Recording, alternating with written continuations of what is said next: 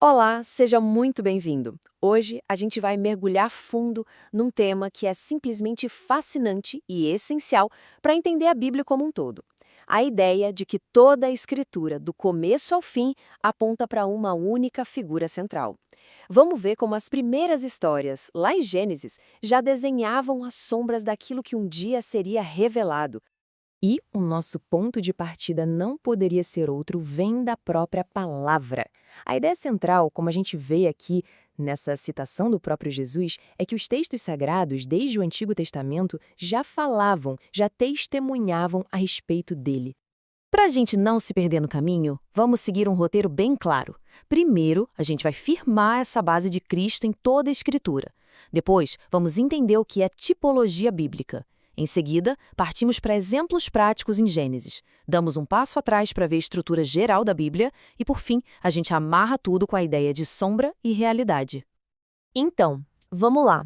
A ideia de encontrar Cristo no Antigo Testamento, sabe, não é uma invenção de hoje, não.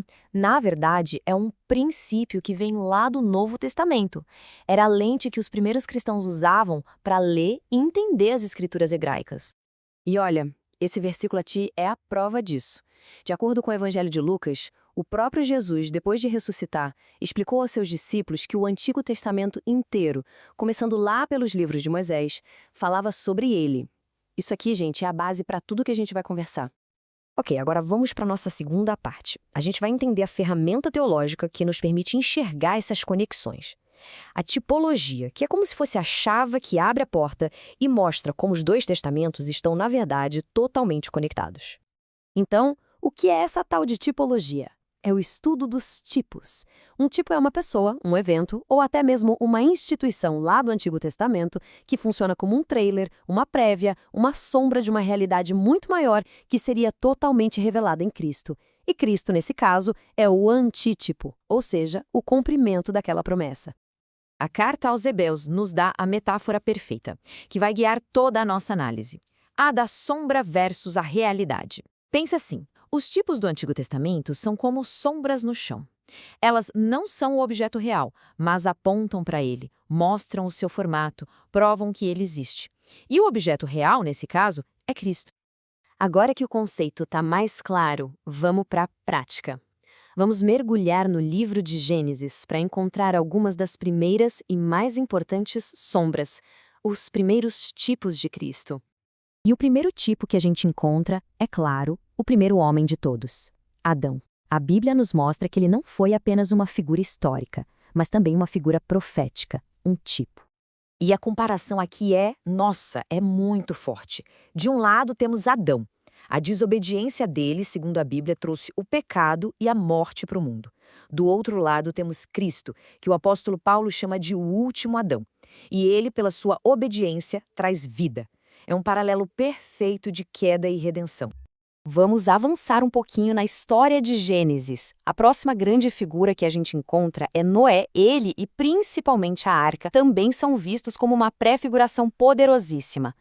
O tipo aqui é a arca. Pensa só, do mesmo jeito que a arca foi o único meio de salvação do juízo do dilúvio, Cristo é apresentado como o único refúgio, o único jeito de ser salvo do juízo final. Só quem estava dentro da arca se salvou, né? É um paralelo direto com o que significa estar em Cristo. Agora, vamos falar de uma figura bem mais misteriosa que aparece em Gênesis, Melquisedeque. Ele surge bem rapidinho na história, mas a importância dele como tipo é gigantesca, principalmente lá no Novo Testamento. Melquisedeque era duas coisas ao mesmo tempo, rei e sacerdote. E o mais intrigante é que ele aparece na história sem registro de pai, mãe, de nascimento ou de morte. A carta aos Hebreus usa exatamente isso, para mostrar a natureza eterna e superior do sacerdócio de Cristo, que não depende de uma linhagem humana, mas de uma ordem eterna. E para fechar nossos exemplos em Gênesis, temos a história de José. A vida dele inteira é vista como um dos tipos mais detalhados e emocionantes da jornada de Cristo. Os paralelos aqui são de arrepiar. José era amado pelo pai, mas odiado e traído pelos irmãos. Foi vendido, sofreu injustamente, mas no final foi exaltado por Deus a uma posição de poder. E para quê? Para salvar justamente aqueles que o traíram. Cada passo da vida dele é visto como uma sombra do sofrimento, da rejeição, da exaltação e da obra salvadora de Cristo. Ok, a gente viu os detalhes em Gênesis de perto. Agora vamos dar um passo para trás para ver o quadro geral. Como esses detalhes todos se encaixam na grande estrutura da Bíblia? Porque ela não é uma coleção de livros aleatórios, mas sim uma biblioteca unificada com uma única e grande história.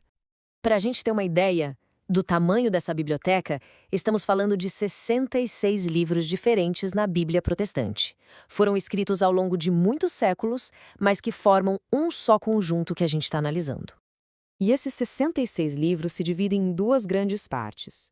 O Antigo Testamento, com 39 livros, que prepara o palco e lança sombras, e o Novo Testamento, com 27 livros, que nos apresenta a realidade, ou seja, o cumprimento de tudo aquilo. E essa organização não é por acaso, não. Dentro de cada testamento, os livros estão agrupados por gênero e por propósito. No Antigo, temos a lei, depois a história do povo, os livros de sabedoria e os profetas. No Novo, a história de Jesus nos Evangelhos, o começo da Igreja em Atos, as cartas que explicam a doutrina e, por fim, a profecia do Apocalipse. É uma estrutura lógica que nos guia pela grande história da redenção. E assim a gente chega na nossa conclusão, amarrando todas essas pontas. Essa jornada pela tipologia nos traz de volta ao nosso tema principal, a incrível relação entre a sombra e a realidade. Então, a grande lição é esta. Gênesis não é só uma coleção de histórias sobre a criação do mundo e a origem de um povo. É a fundação, o alicerce onde as primeiras sombras do plano de Deus para nos salvar foram projetadas, apontando diretamente para a realidade que seria revelada em Jesus Cristo. Isso tudo nos deixa com uma pergunta para a gente refletir. Quando a gente percebe essa rede tão complexa de promessas e cumprimentos que atravessa milhares de anos de história, como isso afeta a nossa confiança no plano de Deus? É uma questão que nos convida a pensar sobre a unidade e o propósito incrível de toda a Escritura. E é isso! Esta análise foi preparada pelo canal O Concurseiro de Fé. Muito obrigada pela sua companhia.